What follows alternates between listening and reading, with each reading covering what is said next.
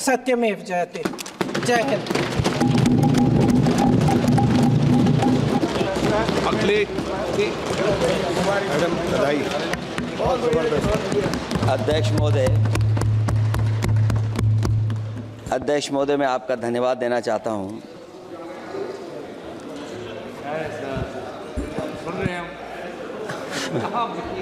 अध्यक्ष महोदय, मैं आपका धन्यवाद देना चाहता हूं। साथ ही साथ इस सदन में जो 75वें वर्ष पर संविधान की बहस शुरू हुई है, जहां सत्ता पक्ष से माननीय रक्षा मंत्री जी उन्होंने अपनी बात रखी। अभी कांग्रेस पार्टी की नवनिर्वाचित सांसद उन्होंने अपनी बात रखी। उसके बाद अध्यक्ष महोदय मुझे बोलने का मौका मिल रहा है। मैं सबसे पहले लाखों लाख लोग जो भारत देश की आज़ादी में जिन्होंने अपनी जान न्यौछावर कर दी, देश आज़ाद हुआ। आज़ादी के बाद बाबा साहब भीमराव अंबेडकर जी और तमाम हमारे वरिष्ठ लोगों ने इस संविधान को देने का काम किया। मैं उनको याद करने के साथ साथ जो आज 13 तारीख जिस दिन हम आप सदन में बैठे हैं, एक ऐसी घटना घटी थी, अगर उस समय सुरक्षा कर्मियों ने अपनी सूझबूझ के साथ, बहादुरी और साहस के साथ अगर उन आतंकवादियों को मुकाबला न किया होता तो हमारे देश के बहुत सारे महत्वपूर्ण नेता जो उस समय सदन में थे, न जाने क्या परिस्थिति बनती। मैं उन बहादुर जिनकी जान गई उनका याद करता हूँ, वहीं श्रद्धांजलि भी देता हूँ। मैं इस संविधान की चर्चा पे जहाँ खड़ा हुआ हूँ, मैं बाबा भीमराव अंबेडकर जी उनको श्रद्धांजलि अर्पित करते हुए जिन्होंने संविधान को देने का काम किया। हमारा संविधान जो तैयार हुआ है, उनकी प्रबुद्ध दृष्टि का परिणाम है कि हमारे पास न्याय, स्वतंत्रता, समानता और बंधुत्व के सिद्धांतों पर आधारित एक महान संविधान हमें मिला है। भारत राज्यों का एक संघ है और हमें विविधता में एकता पर गर्व है। ये हमारा संविधान ही है जिसने भाषाई, क्षेत्रीय, धार्मिक और जातीय विविधता वाले हमारे देश को एक साथ रखा है। ये संविधान डॉक्टर अंबेडकर जी ने कहा था कि संविधान की सफलता इस पर निर्भर करेगी कि हम उसके अनुसार कैसे काम करते हैं। ये देखना है, विधायिका, कार्यपालिका और न्यायपालिका की जिम्मेदारी है कि इस महान देश का शासन हमारे संविधान में निहित उच्च सिद्धांतों के अनुसार चलाया जाए। डॉक्टर अंबेडकर ने कहा था, मैंने तो संविधान निर्माण का दायित्व बहिष्कृत वंचित वर्गों को अधिकार दिलाने के लिया है। ये वही संविधान है जो समय समय पर हमारा रक्षा कवच बनता है। अध्यक्ष महोदय, ये संविधान हमारी ढाल है, संविधान हमारी सुरक्षा है, संविधान हमें समय समय पर शक्ति देता है।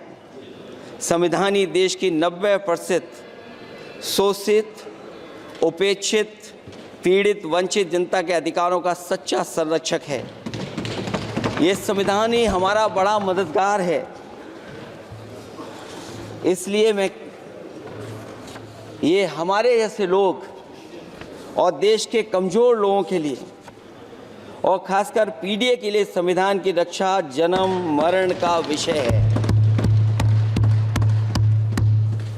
संविधान ही लोकतंत्र की प्राणवायु है। और जहां बाबा साहब भीमराव अम्बेडकर जी ने इतना शानदार अच्छा संविधान दिया,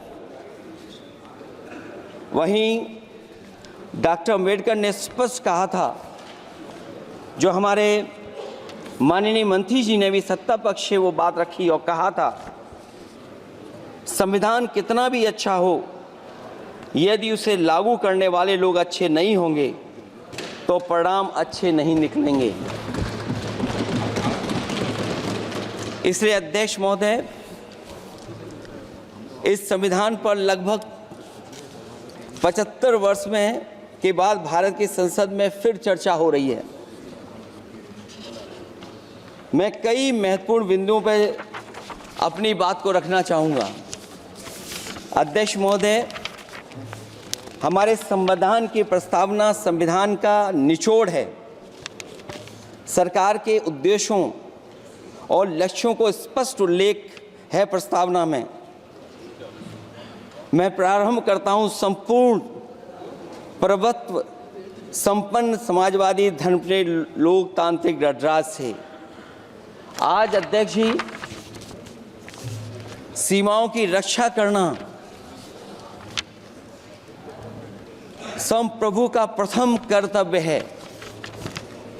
और अध्यक्ष महोदय, जिस देश की सीमाओं की सुरक्षा में जहां पर समय समय पर सेंध लगती हो, और हमारे माननीय मंत्री जी बेहतर जानते होंगे कि कई जगह पर हमारी सीमाएं सिकुड़ रही हैं। हमारे संसदीय मंत्री राज्य अरुणाचल प्रदेश में चीन के बिल्कुल बगल में रहते हैं। अध्यक्ष महोदय ये जानते होंगे कि हमारे पड़ोस में कितने गांव बस गए हैं, न जाने कितना वहां पर गांव की तरह घर बसा दिए गए हैं। लद्दाख की तरफ अभी दोनों देशों की सेनाएं पीछे हटी हैं। हम अपनी सीमा में ही पीछे हटे हैं, और चीन जो हमारी सीमा में अंदर आ गई थी, वो हमारी सीमाओं से ही आंशिक रूप से पीछे हटी है। और अध्यक्ष महोदय, उस सीमा के पास एक रिजांगला मेमोरियल बना था। हमारे सरकार के लोग ये जानते होंगे कि जिस समय ये बात उठी लद्दाख को लेकर के, उस रिजांगला के मेमोरियल को तोड़ दिया गया। आज वो रिजांगला मेमोरियल वहां नहीं है। और उस लड़ाई के लिए अध्यक्ष महोदय, हमारी फौज के लिए कहा गया था कि हमारी वो बहादुर फौज है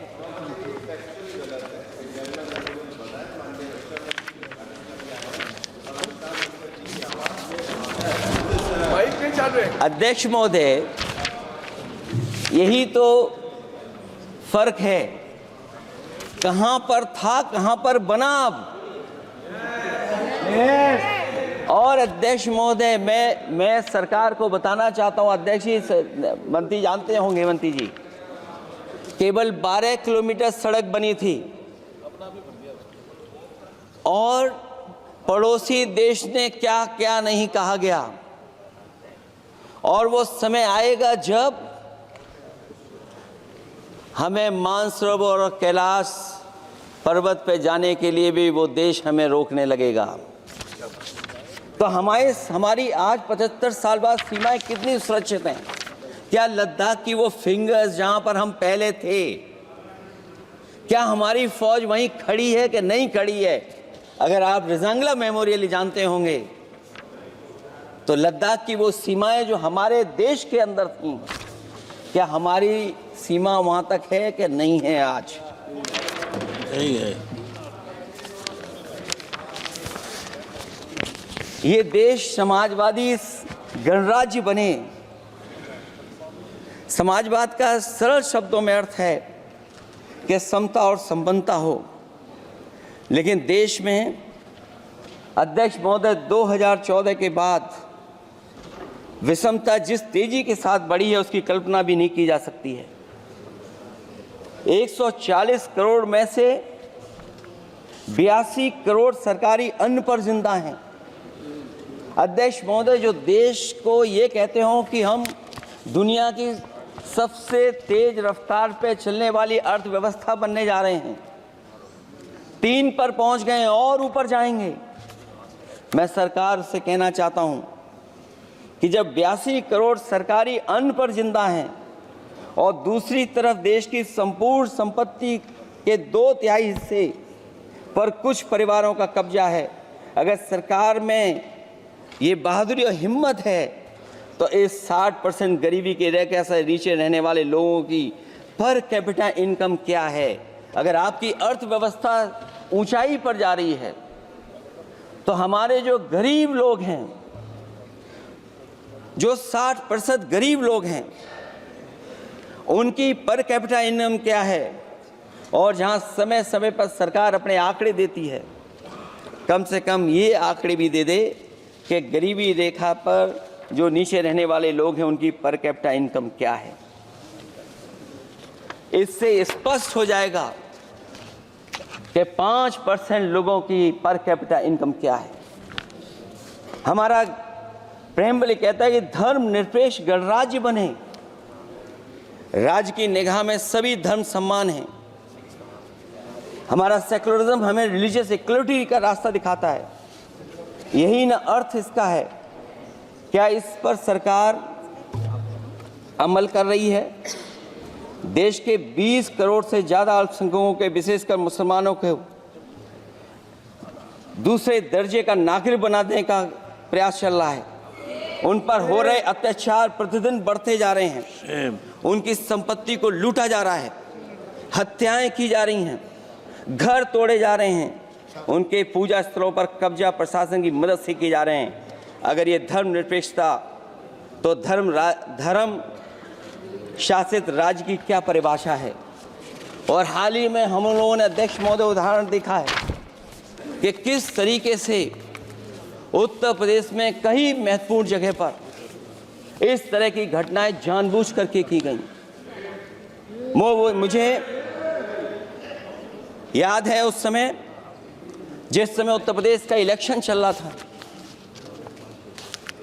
बहुत से लोगों को वोट डालने का अधिकार जिनको था, उनको अधिकार से रोका गया और जो लोग वोट डालने जा रहे थे उन्हें डराया धमकाया जा रहा था।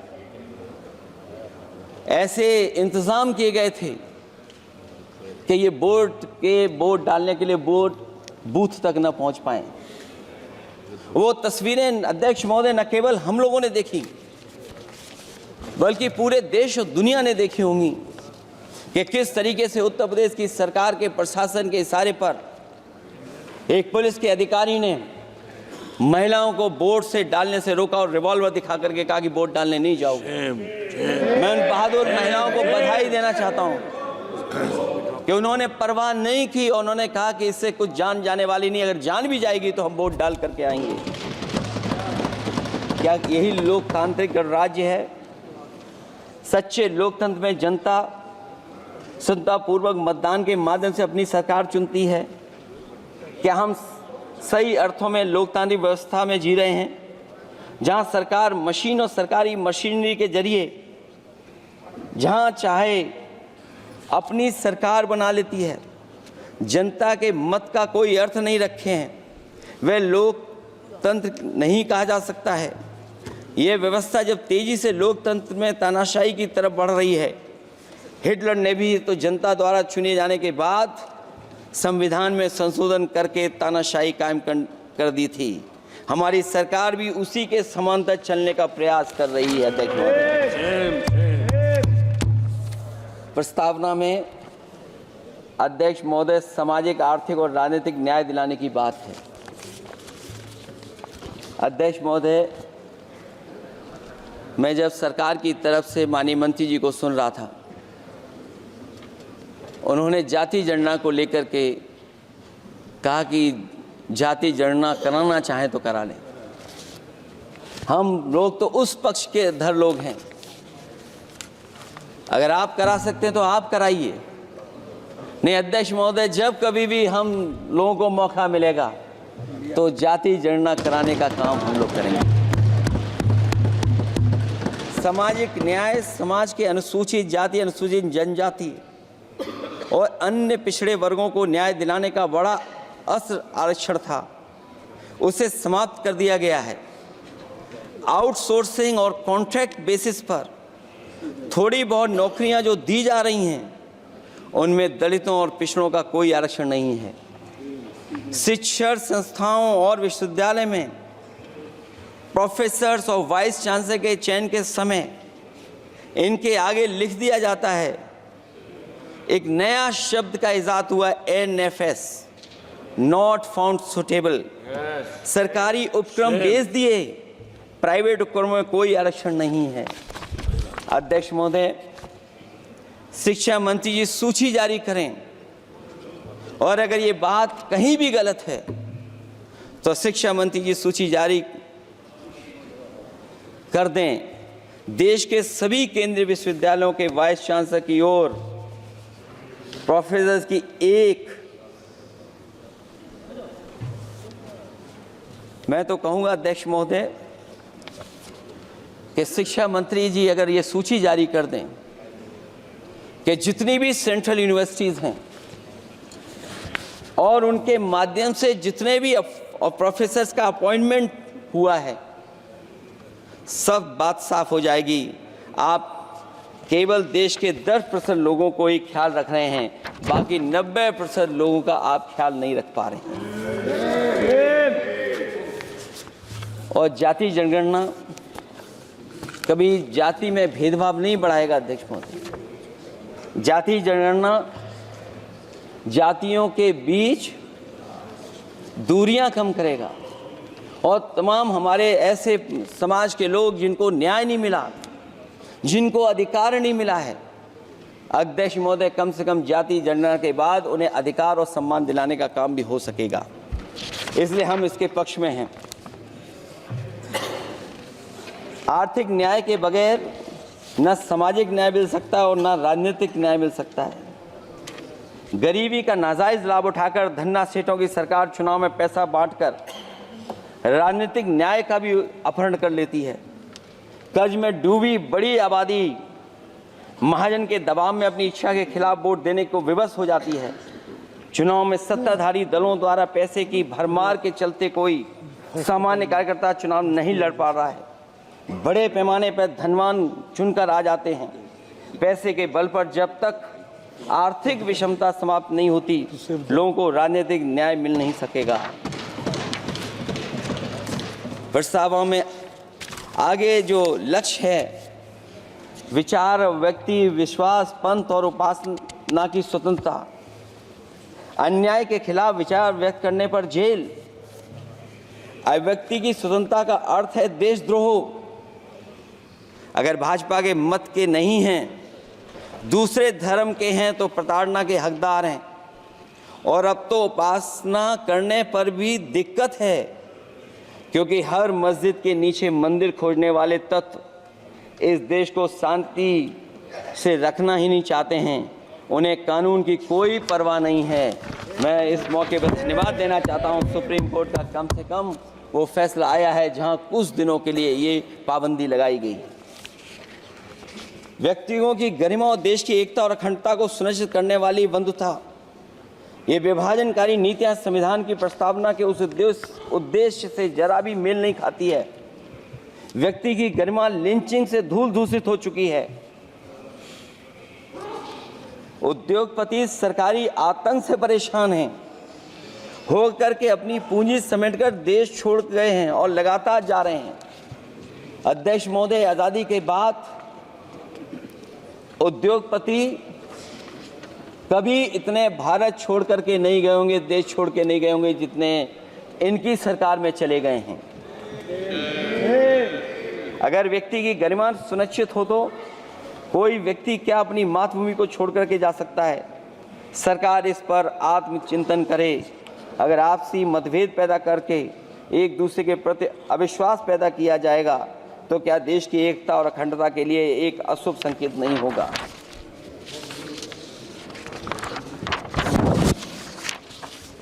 अध्यक्ष महोदय, आर्टिकल 14 कानून के समक्ष समानता। भारत के अंदर किसी भी व्यक्ति को राज्य कानून के समक्ष समानता को डिनाई नहीं कर सकता है। हो क्या रहा है, एक ही कानून कुछ लोगों के लिए अलग है और दूसरों के लिए अलग। अगर सत्ता पक्ष का व्यक्ति गेरुआ गमछा पहनकर गालियों को गाली दे दे तो जी हजूरी, और दूसरा न्याय मांगने जाए तो उसे लाठी। क्या ये अनुच्छेद 14 का अनुपालन हो रहा है? अध्यक्ष महोदय,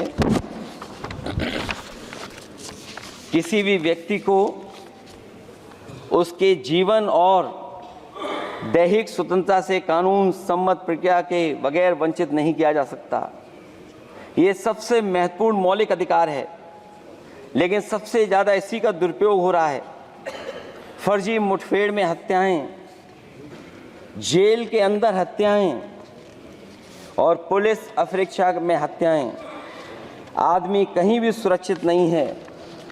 ईडी का तो ऐसा कानून बना दिया गया है कि बिना एफआईआर, बिना नोटिस किसी को भी बंद कर दो। लोकतंत्र फासिज्म में बदल रहा है। और अध्यक्ष महोदय, क्योंकि उत्तर प्रदेश की चर्चा सत्ता पक्ष से भी हुई, जो हालात उत्तर प्रदेश में हैं, ऐसे हालात कभी किसी ने पहले नहीं देखे हैं।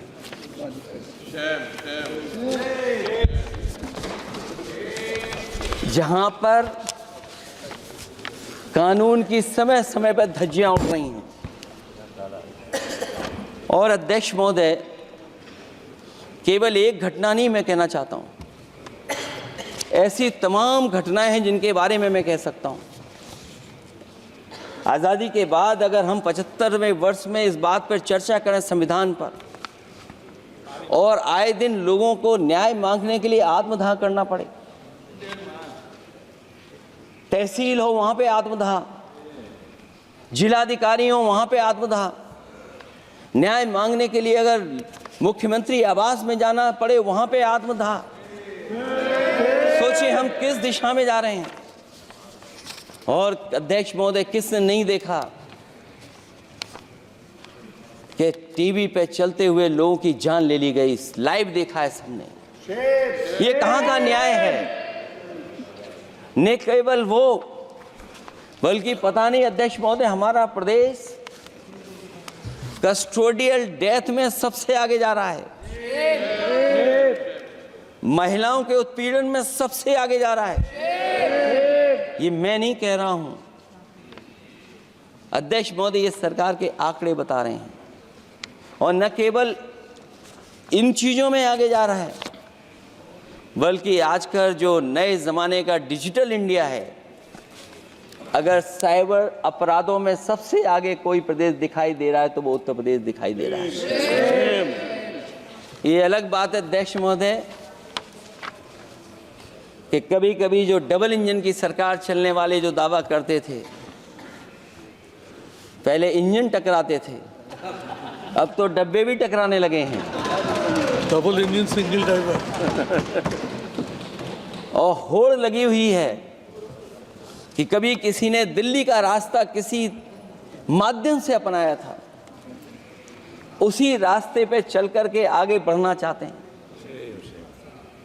इससे खराब इस लोकतंत्र में और क्या हो सकता है? जिन लोगों ने ये कहा हो कि हम नौकरियां दे देंगे, आज नौकरियां कहाँ हैं, रोजगार कहाँ हैं?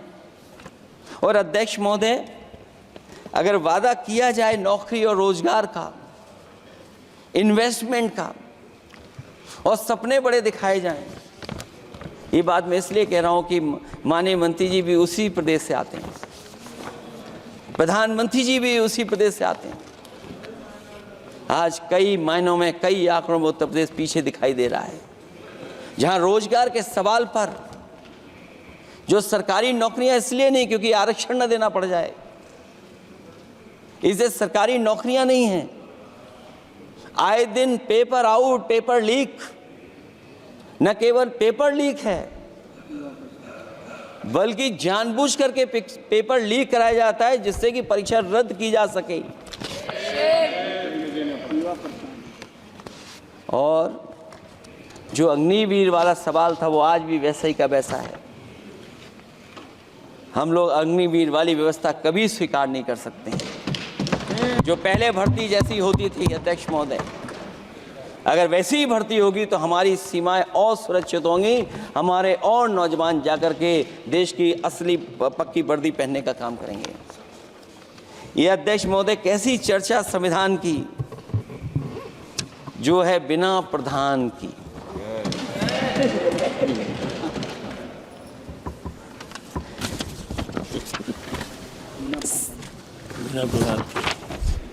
अध्यक्ष महोदय, इस सरकार में जो लोकतंत्र के साथ खिलवाड़ हुआ है, इतना कभी खिलवाड़ नहीं हुई होगी।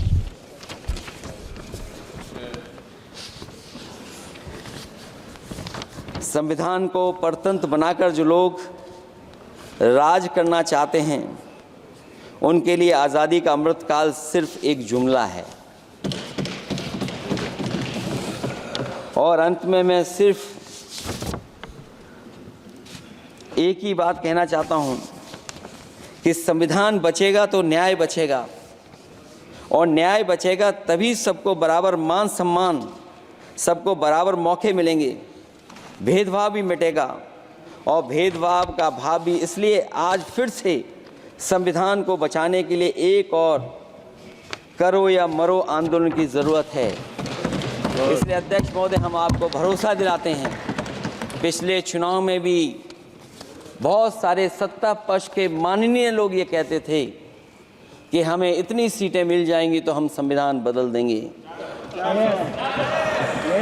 अध्यक्ष महोदय, मैं आपके माध्यम से जनता का धन्यवाद देना चाहता हूं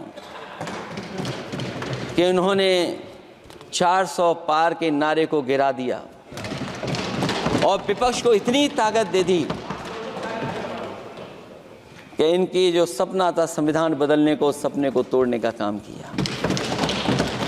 अध्यक्ष महोदय, बहुत सारे साथी इधर के ही उधर हैं,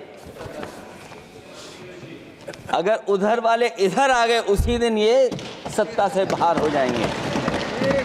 अध्यक्ष महोदय, आखिरी में मैं कुछ लाइनें कहकर के अपनी बात खत्म करना चाहता हूं। न मेरा है न तेरा है, ये हिंदुस्तान सबका है, नहीं समझी गई ये बात तो नुकसान सबका है।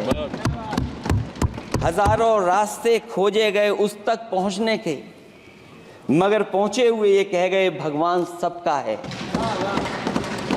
जो इसमें मिल गई नदियां वो दिखाई नहीं देती महासागर बनाने में, मगर एहसान सबका है। अनेकों रंग खुशबू नस्ल के फल फूल पौधे हैं, मगर उपवन की इज्जत आबरू ईमान सबका है। हमें उम्मीद है कि इस चर्चा के बाद बाबा साहब भीमराव अम्बेडकर जी का दिया हुआ संविधान को बदलने का सपना नहीं देखा जाएगा। साथ ही साथ डॉक्टर राममनोहर लोहिया, जिन्होंने समाजवादी आंदोलन का रास्ता दिखाया, नेताजी ने जो संघर्ष कर करके हम लोगों को उस जगह पहुंचाया, वहीं लोकनायक जयप्रकाश जी ने इस देश को आगे बढ़ाने के लिए समय समय पर संपूर्ण क्रांति का आह्वान देकर के जागरूक किया। मैं उन सबको याद करते हुए एक बार फिर अध्यक्ष जी आपका बहुत बहुत धन्यवाद देता हूँ। श्री कल्याण बनर्जी।